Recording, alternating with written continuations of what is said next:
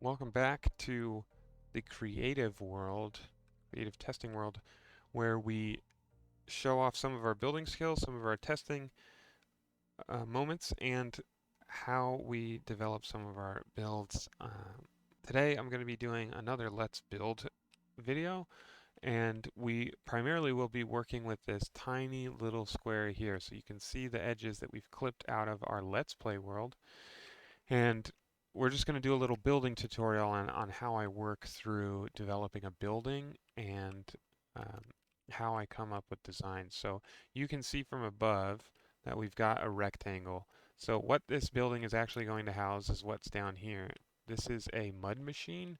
You can use it to quickly change dirt blocks into mud blocks, and then they get shoved down here and stored. This is an Ilmango design. If you don't know who Ilmango is, you can search up his videos on YouTube. He's a highly talented technical Minecrafter who develops some of the most efficient machines. This main machine is 3 blocks deep, as you can see, 1, 2, 3. It is 4 blocks wide, and then it is 1, 2, 3, 4, 5, 6 blocks tall, including the storage system. So first I put that into the building, and then I centered that in the space. So you can see that there are an odd number of blocks that run this way. I believe it's 17. Then there was an even number of blocks that run this way, and I believe it was 12. So I put the 4 blocks running this way so that I could have a middle block, or the middle of this orientation falls in between these 2 blocks, and then I put the 3 blocks this way so that the very middle of the space could run directly through the middle of the machine. That's what I started with. And then the next thing I did was I put in the floor. And I thought it would be kind of cool to have this checkered pattern lighten up the space a little bit. I also thought it was a little ironic that I was using a very light floor for a mud machine, something that you would intuitively think would be awfully dirty, but instead um, it's on like a very clean floor. And then another good design technique here is to use a very light floor when you have a tight space. So I knew that the hallway was going to be this wide because I wanted both sides of the city block, which is what this is. There's an alleyway that runs this way inside of our Let's Play world, and then this is a main avenue. So it's a city block, a smaller city block, because it's divided by this alleyway on the left and back side of the building. So I knew it was going to be tight, but I wanted to have 2 doors. So depending on which way we were coming into the building or which way you were leaving, you could have 2 different options. So I made it symmetrical so that you would run into the machine in the middle. So then you've got these tight hallways. But when you have tight hallways, it feels constrained. It can feel a little bit dark. So in order to change that up, I put in a light floor. So then you get compressed by the doorway and then released when you get into the hallway. And you have the lighter floor. And then I knew that I wanted to have the storage down below. I didn't want to have an automated storage system. We don't really have that many materials here. So then I built these stairs down, and since we're building mud, I wanted to tie into that. So we've got the, I forget what these are called, mud brick stairs. So the mud brick stairs coming down and into this room.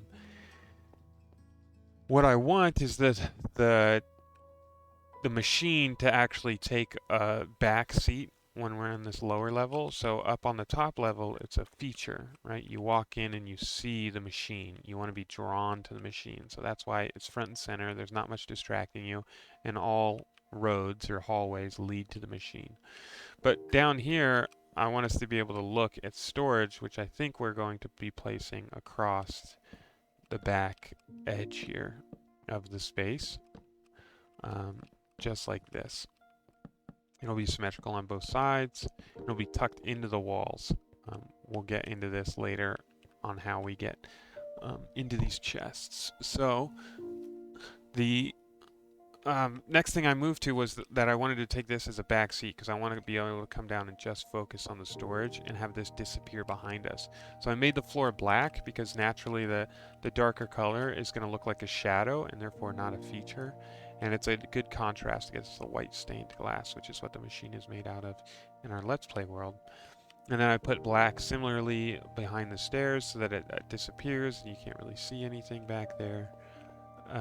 And then in order to hide the edge of the floor, that would have been bright white and light gray when you were looking this way, I just put in some spruce trapdoors because they're darker and less of a, or they're solid but a less obtrusive texture than the dark oak trapdoors.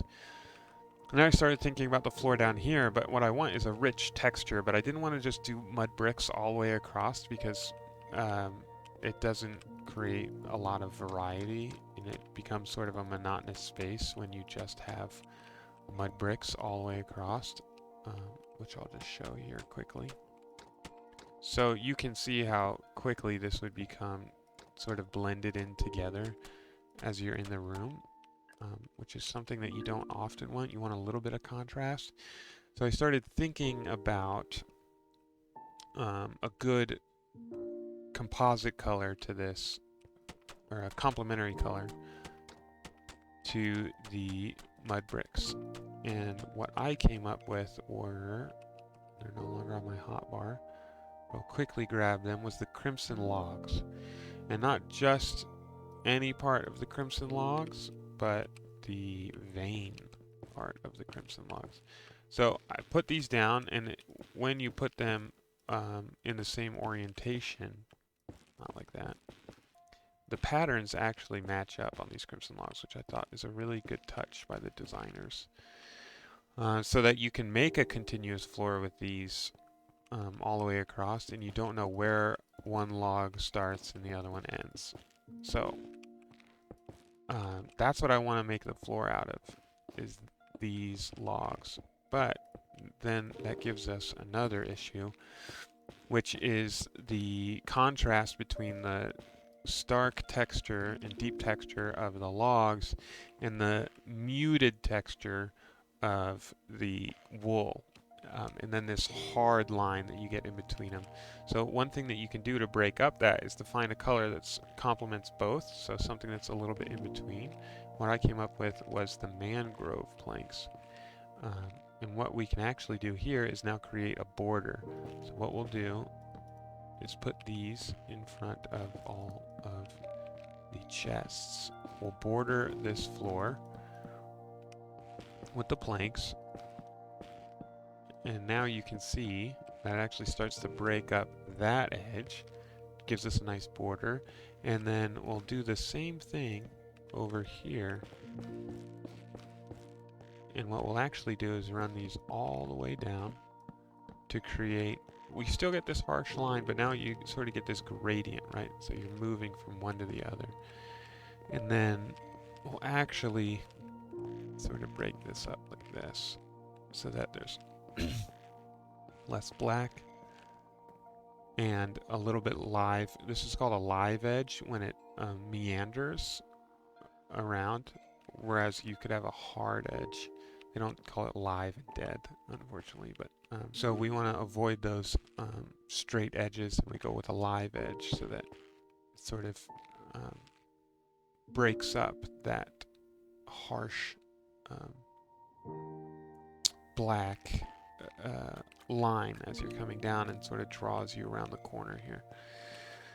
Now I want to show you how I came up with this outside shape of the building. So what we're looking at here is a little ghost shape, almost like a Pac-Man ghost, or one of the characters from Among Us with the little legs and the round head.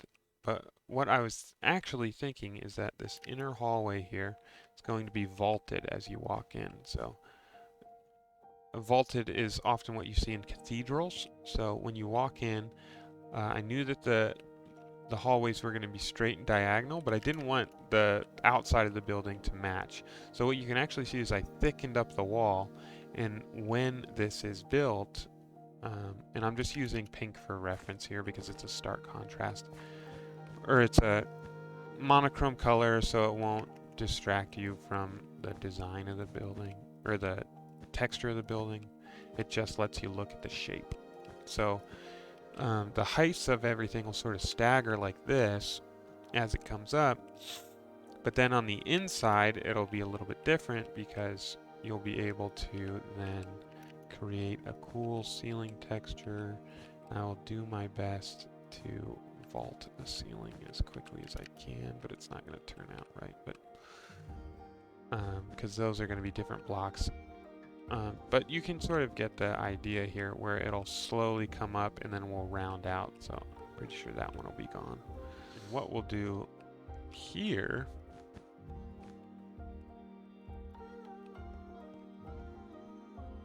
yeah, it'll be like that. What we'll do on the sides of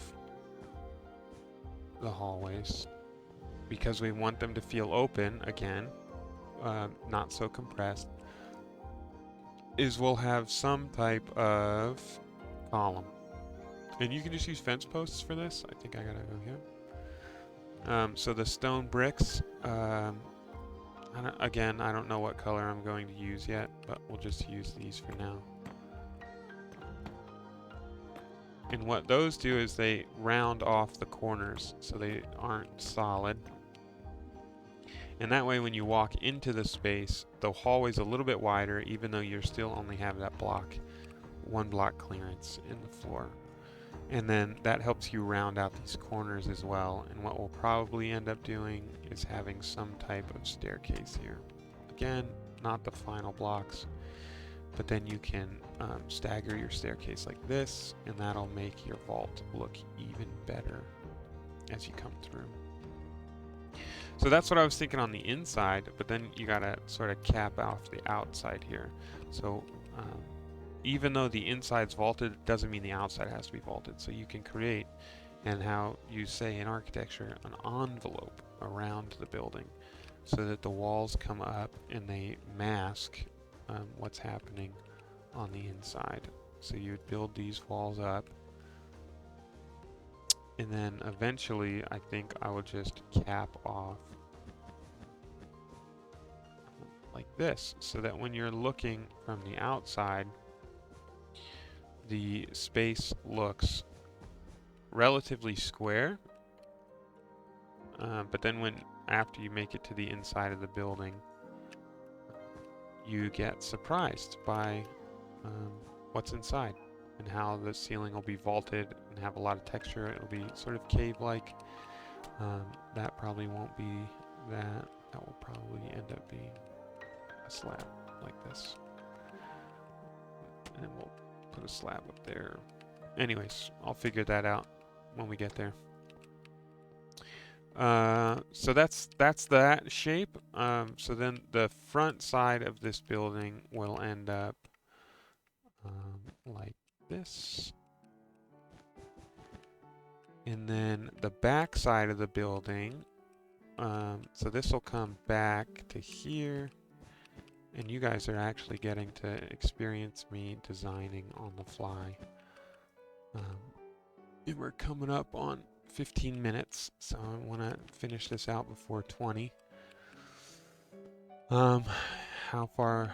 See, I was one block in on that side, so then I come over here and I make it symmetrical.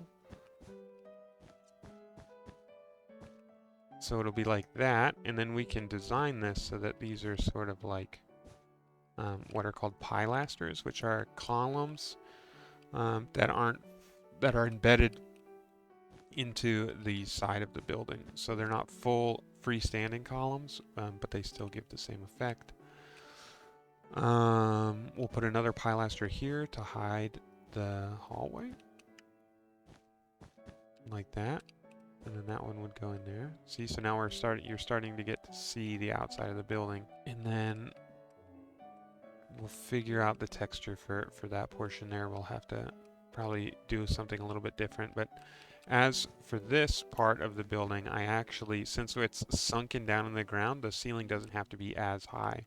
So what I'm going to try to do, and again, I'm designing on the fly with you guys, I haven't done this beforehand, is I'll make my termination point. So that's where I want the middle of the roof to fall. Remember, it's centered on a 2 block from the beginning. It's centered on those 2 blocks. And then what I want to do is create a roof shape that's relatively domed, which is a little bit difficult on such a tight space, but you start with the flat edges. So you see how I picked the middle, so I know that it's a straight arc. So then I can sort of back off and look at it. I don't really like that. So what we're going to do is we're going to raise this one up, bring this over, and then actually cap that like that. So then we come back and we look at the ceiling again. This will be gone. And then I like that shape a lot better. So then what you can start to do is you start to fill in layer by layer. So you know that that layer needs to be that high. And then this one sort of makes its way over like that. And then this comes in here like that. And then you slowly, as the levels change, try and bring that dome down. And then this one comes up.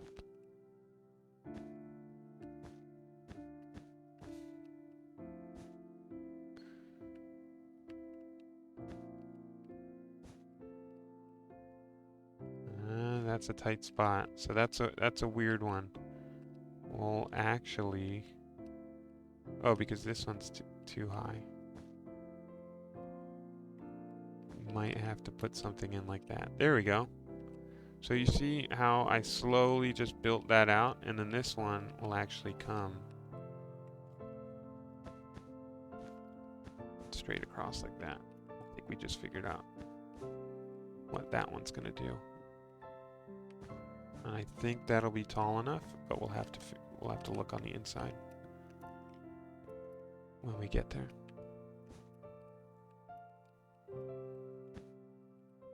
Just like that. So then we stagger the sides. And then it slowly blends the building into that side. See? So then this side's easy because then you just mirror what you did over there. So that one's come down. There's an L there. And then we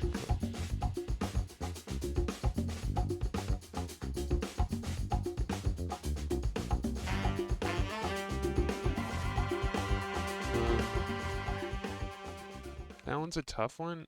We're probably going to have to come in here with whatever the roof material is, do a slab just to make up the difference. So then once you like start to make shapes like this, then you can realize like, oh, I'm going to need a material for my roof that provides me with slabs so that when I get to this point, I can put a row of slabs in. Otherwise, it'll look sort of funny when you have one material that's the big blocks and then another material that's the slabs. We'll leave those in there because it looks better on the inside.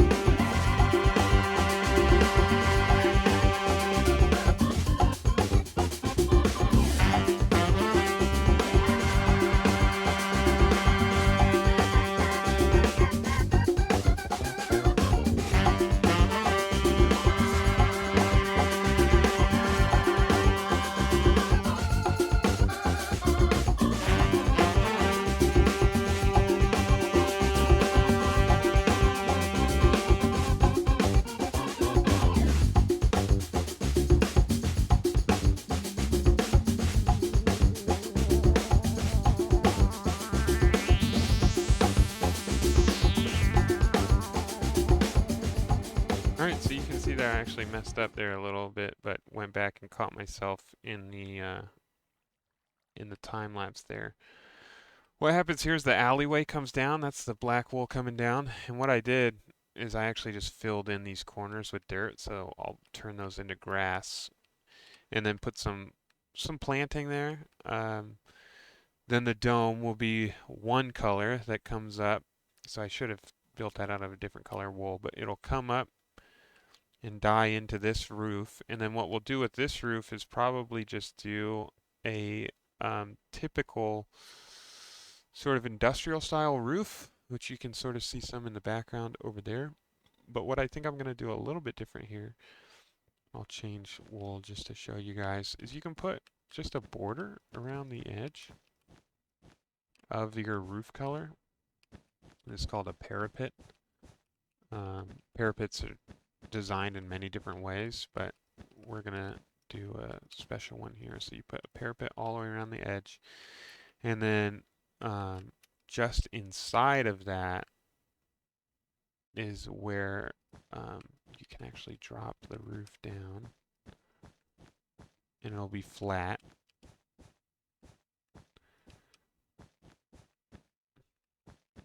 And this doesn't need to be complicated because it's a roof, so you're going to rarely see it. So now that we have an edge, we're actually going to bring the rest of it up like this. And this way we have a 2-block center. So then we put the 2-block center in again, bring it down, bring it up. That's our roof.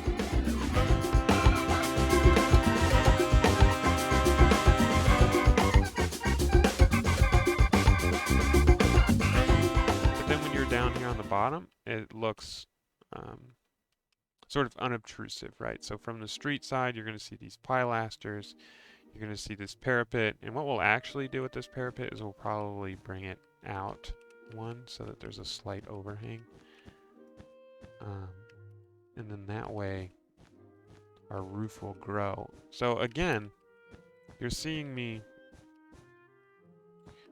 iterate is what we call it in architecture in real time. So I'm just putting something down, seeing how it turns out, and then I'm immediately critiquing what I like about it, what I don't like about it. See, so I like that overhang, but now our roof is sort of hidden behind it. I don't like that. So what we're actually going to do is come in here and take out this first border, leave that as our normal roof, the border between our roof and our parapet. And don't be afraid, like it's Minecraft, so figure out a creative world, destroy, or a world where you can be liberal with what you use. You can be mindful of what materials you have in your single player world, and then use those to build. But here we're going to do the same thing, so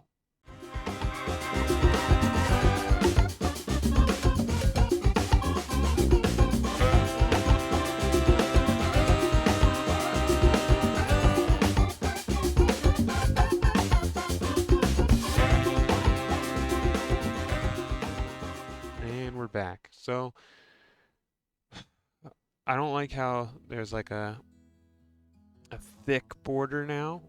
Sometimes these parapets will actually come out to a point, and it'll give the same effect. I offset those. It's hard to see now because it's all black, but I offset those so that it gives another overhang, which is just a different way to include shadows in this game, which really helps. So what I'm going to do is I'm going to test out 2 different things now for this parapet to finish off the build here. And then you guys will get to see the finished product once I swap out all the materials and it's in sight. I'm just going to go with a dark brick again so that it doesn't bother you with the texture. But I want to do a staircase, so we're just going to go with the polished deep slate stairs. We will do these upside down, and then we'll go all the way across.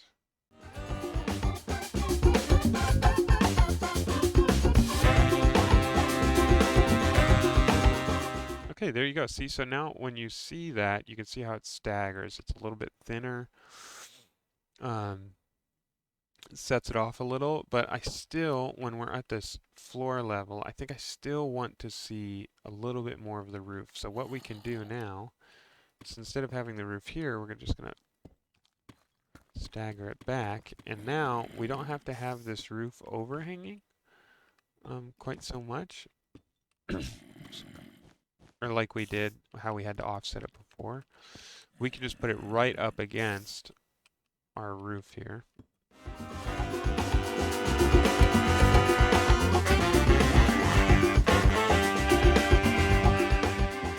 because we put the stairs upside down, you have this inset here where the steps, where it steps in. So now that's creating that sort of separation between the lower level and the upper level, allowing that shadow to creep in, and then it breaks up that facade that stares down. Facade is just a fancy word for the side of a building. Anyways, so I think this is probably what we'll go with, because now we get to see more of our roof. The roof will be a little bit thinner, I think. It won't be made of full blocks.